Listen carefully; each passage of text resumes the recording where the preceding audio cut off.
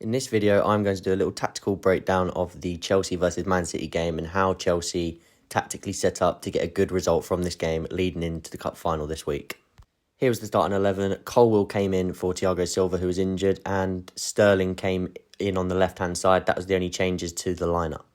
So one of the main things I want to talk about is the dynamic on that right-hand side between Cole Palmer and Malo. So as you can see, I've highlighted Nathan Ake here and Doku, who is on Cole Palmer now. So the fact that Cole Palmer can come into these deep areas, basically in a central midfield position where he's received that ball, shows that he is technically astute enough to come in, pick up the ball, and then play Malo through on goal. And that little yo-yo action of Gusto running forward and Palmer dropping in leaves Ake and Doku switching men. And by the time Ake is switched from Palmer to Gusto, it's too late. Gusto's already in behind and he's got the legs on Ake. He's quicker than Ake. He's in behind, and that is somewhere where Chelsea pressured City and kept getting in behind on that left-hand side. And here's just another representation of that. Palmer dropping into that central area and Gusto making the run into that right wing sort of area, providing that width. I feel this partnership between Palmer and Gusto is very effective. The fact that Gusto is very willing to get in behind. He wants to get to the byline and put crosses into the box. He loves providing width and he's so technically good on the ball. So he's good enough to do both things. He can invert, but he's also very good at providing width. And Palmer wanting to drift and get on the ball and come deeper into that midfield where he did actually used to play as an 8/10 in City and in the academy days. So he's very good in those midfield areas. So I think they complement each other very well. Palmer drifting in to create that box midfield, Gusto then providing the width, and it's very good at creating those crisscross movements that make it hard for defenders to know who's going to go into that wide area. Next thing I want to look at is Nicholas Jackson and how his complete centre-forward play in this game really helped Chelsea.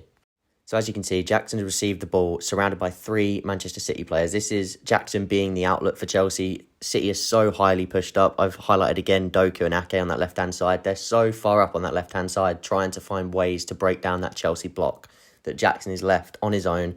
And, well, not on his own, he's surrounded by 3 players. But the 2 left-hand defenders, Doku, the left winger, who sometimes would have to track back and track Gusto, and Ake, the left-back, are both pushed so high up that Jackson now has the chance to receive the ball and drop it off into the space for Palmer to run into and play a 1-2, putting Jackson away into the channel where he escapes from the defenders, puts the ball over to Raheem Sterling with a lovely cross across the pitch, and this is what leads to the Chelsea goal. It's lovely centre-forward play from Nicholas Jackson. He's combining, he's linking play, he's holding up play.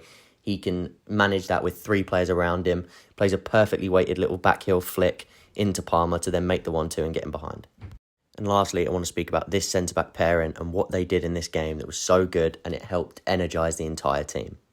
But just to get an understanding of how good these two were, here are the stats that they both produced. 26 clearances between them. The tackles, there was like 3 or 4 tackles, and just that ability to win aerial duels, keeping Haaland at bay and keeping them out. It was just brilliant defending, throwing themselves on the line, putting themselves in front of everything, blocking shots, intercepting, clearing the ball.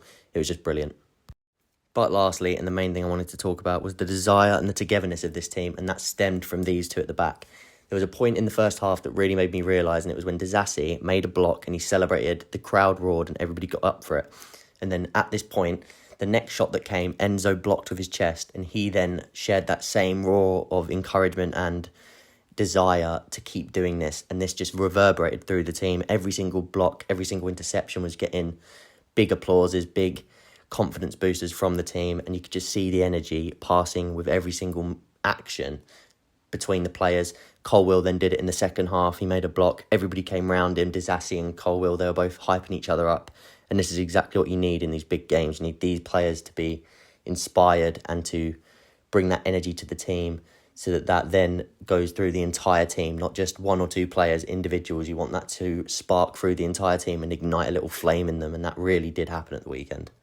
So what impressed you most about this performance? Was it the desire and the togetherness of the team?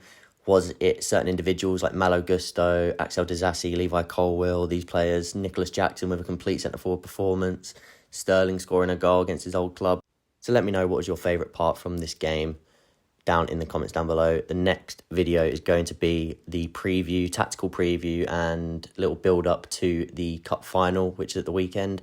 I'm trying to get a few content creators involved with me with their predictions, see what they want, see what they think is going to happen, see what they believe the scoreline will be, and just get some thoughts from them ahead of the game. So I'm going to try and make this my best video yet. So like and make sure you subscribe to make sure that you don't miss that video, because it's hopefully, fingers crossed, it's going to be the best one yet.